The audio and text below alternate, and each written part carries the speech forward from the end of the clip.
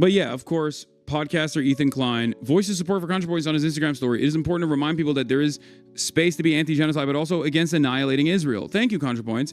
It's important to remind people that there is space to be anti-genocide, pro-Palestine, but also against annihilating Israel. It is my belief that any lasting peace must have two elements, Palestinian self-determination and secure borders for Israel. Without both, peace fails. Many leftists would rather focus on purity tests and social credits than having a meaningful and realistic conversation about creating a lasting peace. The reaction to your post will prove my point, unfortunately.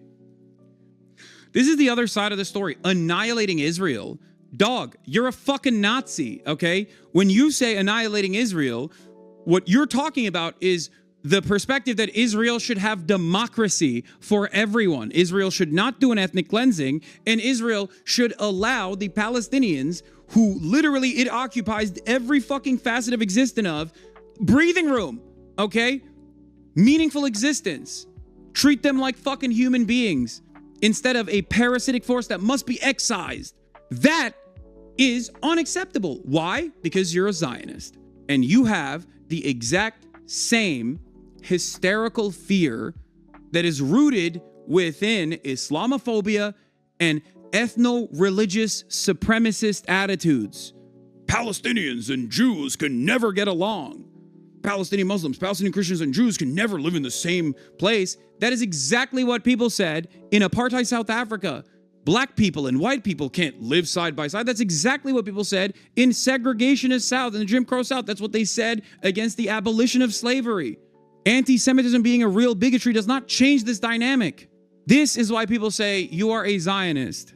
Simply claiming that you're anti-genocide, but then spending every fucking waking moment talking about how, well, sorry, you know, these Muslims and these Christian Palestinians, these Muslim Palestinians, and these Jews, they can't live together because that would annihilate all the Jews. That'd be a Holocaust. That's insane. That's exactly what fucking segregationists in the Jim Crow South said. That's exactly what David Duke says, okay, about black people, about Jews.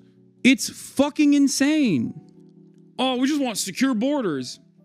Like how? You're using the same terminology that Trump uses when he's talking about Mexicans invading the country. How does that not read for anyone else?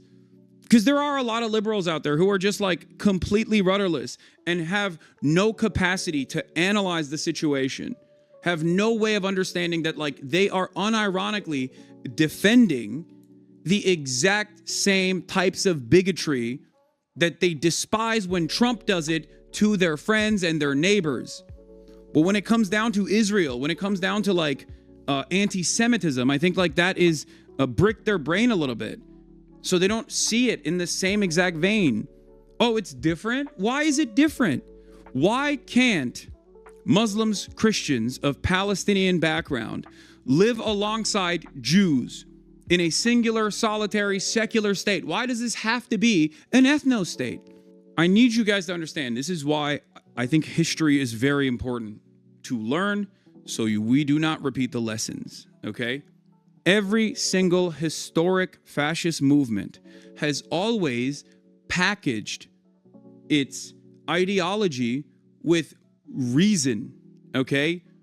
The Nazis didn't say we have to kill the Jews because we're evil and these guys aren't actually doing anything, but we love killing them because we're evil and we just like want to kill Jews. They didn't say that.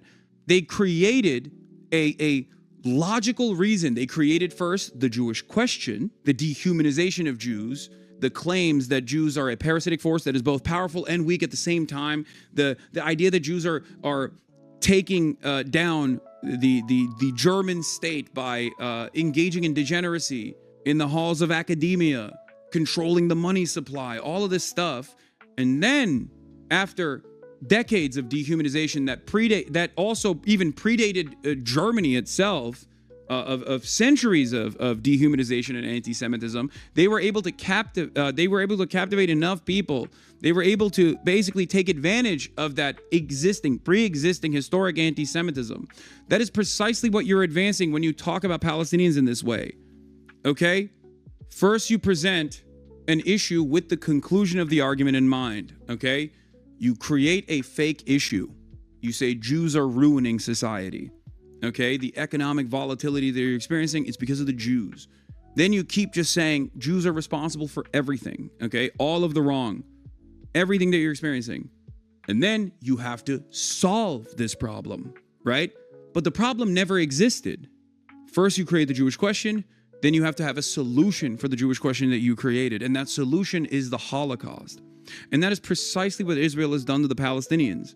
First, you create a question, Palestinians, the Palestinian question, and then you have to find a solution to the problem of Palestinian existence.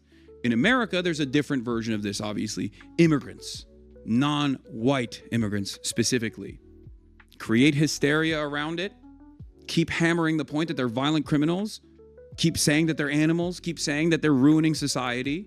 As material conditions worsen, there are more and more people that are angry, resentful, frustrated, looking for an alternative, looking for a reason as to why they feel this anger. And one side doesn't actually respond to any of those frustrations, those economic anxieties, the Democrats, of course. And then the other side turns around and says, you're feeling all that anger and resentment, and that's good. It's because immigrants have taken your social safety nets.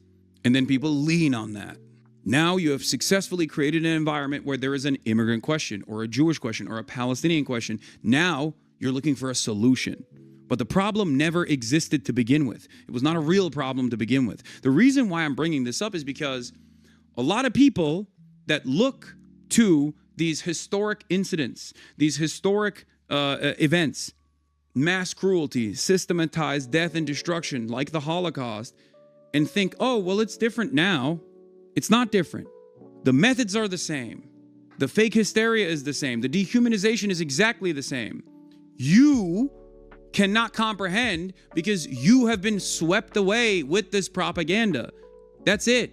In a way, Ethan Klein and anyone else that has this kind of opinion is unironically in the same boat as the average baker in Nazi Germany that was like, I don't know what's going on in there. They put a lot of Jews in there. I don't know what's happening. It smells weird. There's ash everywhere. But I'm just going to keep baking. I don't really like what they're doing to the Jews, but I'm just, at the same time, I am really worried. I am really worried about what the Jews could potentially do to me if they were to live side by side with me. That's it.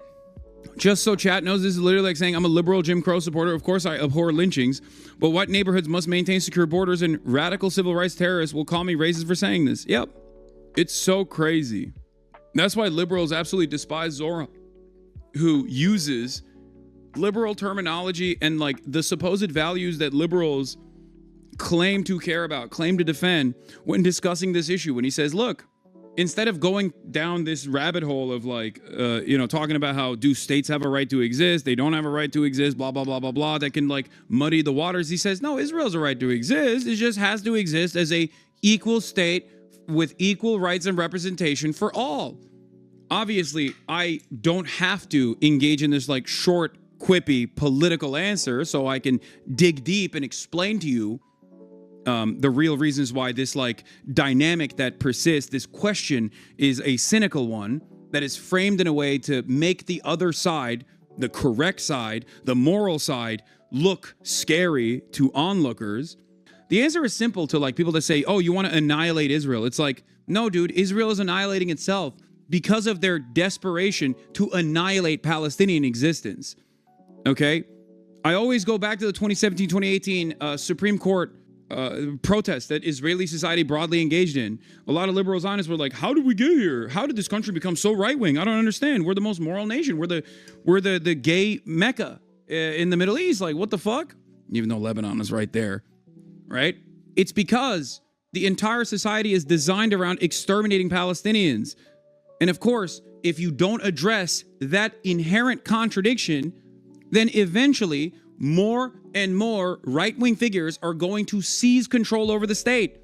And it's going to come for you as well. It's going to come for you because you're gay. It's going to come for you because you're doing something that these vicious, rabid, ultra-right politicians, Jewish Nazis, don't want you to do.